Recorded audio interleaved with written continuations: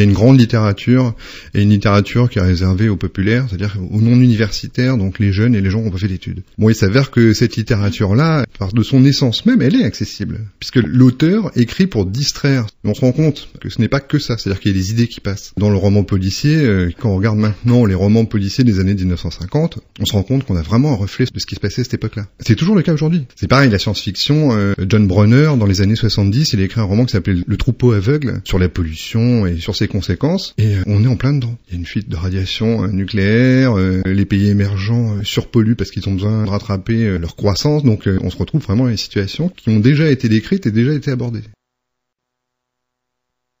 On s'est dit, étant donné qu'on est tous plus ou moins chroniqueurs, écrivains, on va essayer de faire un recueil de nouvelles de vampires. On essaye et puis on voit ce que ça donne. On a eu quelques écrivains qui nous ont envoyé des nouvelles spontanément. Philippe Cazat nous a offert une bande dessinée qui était sortie en 77 sur un recueil de vampires et des intercalaires que vous trouvez entre les différentes nouvelles, qui sont des dessins complètement inédits de Philippe. Et alors que ça devait être qu'un acte militant, de façon à ce que les gens aient un moyen de pouvoir nous aider à faire notre convention, on s'est retrouvé avec un vrai livre et puis surtout avec des nouvelles d'une qualité tout à fait étonnante.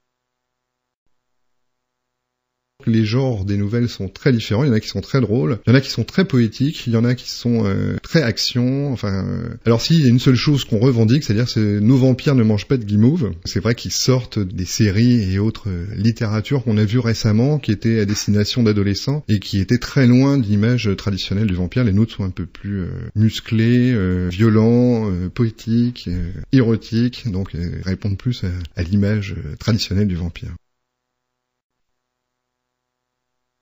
Le mercredi, étant donné que c'est la journée des enfants, il y a une conteuse qui va raconter pour des 8-12 ans 2 contes différents. À partir du jeudi, il va y avoir des parties d'initiation au jeu de rôle qui vont être basées sur un jeu de science-fiction qui s'appelle Metal Adventure et qui vont être animés par l'auteur du jeu, Arnaud Cuidet. Et puis, nous allons avoir 2 expositions qui, elles, vont être permanentes. Une de Philippe Cazat, qui est un personnage de la BD qui fait partie de la légende. Et puis, il va y avoir Francisco Varone, qui est un jeune artiste talentueux d'Angers.